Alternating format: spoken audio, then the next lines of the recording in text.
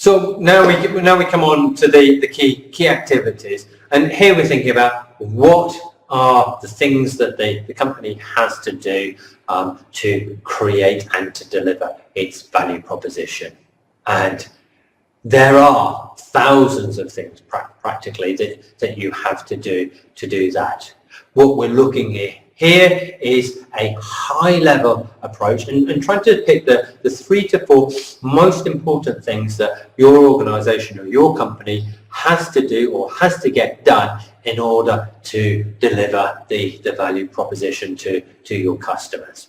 So there are 4 things that the key activities have to do. The first one, really obviously, is how do you produce your value proposition? Yeah, in the case of Ford or Tesla, this means having a factory that assembles components from other suppliers. It also means designing cars. So, and then possibly distribution as well. So those are the 3 pretty critical key activities for those companies. For a company like Slack, it is very different. What they're doing is focusing on building the platform, because without the platform people can't communicate, which is the whole point of the value proposition. And so it's building and maintaining the platform. The next group of activities that you need to look at is how do you reach your markets? So if you think about somebody like the Rolling Stones or Eminem, how do they reach their audience of musicians? The Grateful Dead famously did it by doing lots of touring, and they use the tours to sell albums. The Rolling Stones also does it by touring, and they have a lot on Spotify and through traditional record sales. So each of these needs sets of activities. So you need people to go out, set concerts, find locations, set those up, sell tickets, market the concert. Yeah, these are all components of the sales and marketing activity for that group. What do you need to do to get your message out there? And then there's a bunch of activities that are required to maintain relationships with customers. What do you need to be doing to maintain relationships? Do you need to be regularly emailing them? Do you need to talk to them? Do you need to be standing in a retail shop? Do you need to have people on the end of a telephone? Do you need to be on TV?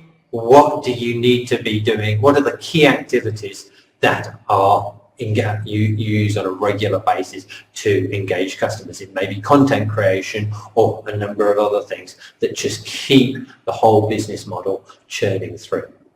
And then finally, what activities do you need to undertake to actually earn the revenues that you get from your customers? So if you're a consultant, you need to deliver a certain amount of personal service or consulting work, or if you're a design firm, you need to deliver the designs to the customers. So broadly speaking, there are 3 types of activity. There are production activities, there are problem-solving activities, and there are network activities. So production activities are the activities where you're involved in producing, in designing, in manufacturing something, making something, and that can be physical or intellectual. So, for example, this course that you're watching, the production activities were making and editing the videos, writing out the content, and that got the production. And every company is going to have some sort of production activities almost. Other companies who are consultants or offering services will tend to offer more problem-solving type activities. For example, accountants will be trying to solve the problem of how do we fit the information that we have about this client's financial accounts into a format that satisfies a government or a regulator or some other body. And so you're looking at understanding the problem.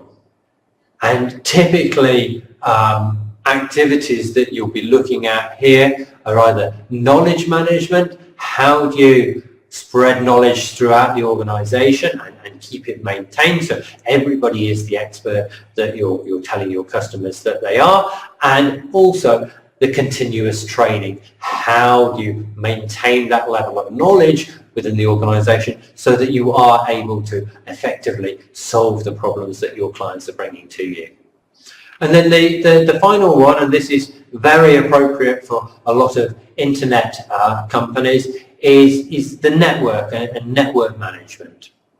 And so this is because a lot of internet companies are based on having a platform. Skype has a telephony platform that allows people in one country to call a person in another country. Without the platform, they have no business. Without the AdWords platform or the search platform, Google has no business. Without its chat platform, Slack has no business. So the platform management is absolutely critical for these types of companies. You need to do the service provisioning. You need to make sure that everything is actually working. And so this is everything from having the databases up and running to having the data flowing well between the consumer and you, to having the engineers to support it, everything else that you need to run day-to-day operations. And then, of course, you need to be doing the product promotion. You need to be letting people know what the product is, where it is, how to use it, solving problems. And this is a big class of problems that anybody setting up an internet company needs to be looking at, solving and working out how to deliver those activities on a daily basis. And then finally, you're looking at integration. How do you integrate your platform with other platforms?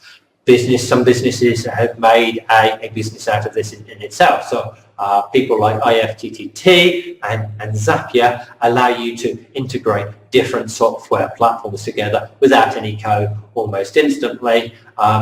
Other companies, say for example SAP has APIs or connectors that then allow you to connect to different types of business software. And this can be absolutely critical for allowing your customers to get the value that they need from your product. How to do it? Again, you don't need to dig down into a massive amount of detail. A lot of the time it's going to be fairly obvious to you as you're working through the idea. These are the key activities. These are the ones that I need to get done on a daily basis. Yeah, almost it's like once you're started, who are going to be the first 3 people you're going to hire? I'm going to hire a coder to build the platform. I'm going to hire a marketing person to get the word out there, and I'm going to hire who?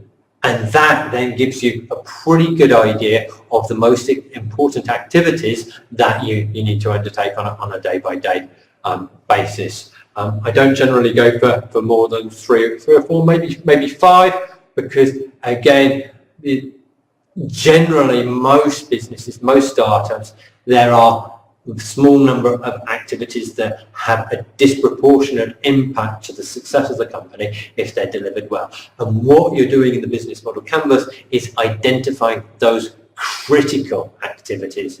You're not trying to identify all activities, that would take a vast amount of time, but is what is absolutely critical to you. So what I'd like you to do now, go back to your business model canvas, add in the key activities, and then start considering how that then works with the rest of the business model. Any questions that you've got, please add them in the comments below, or send me an email.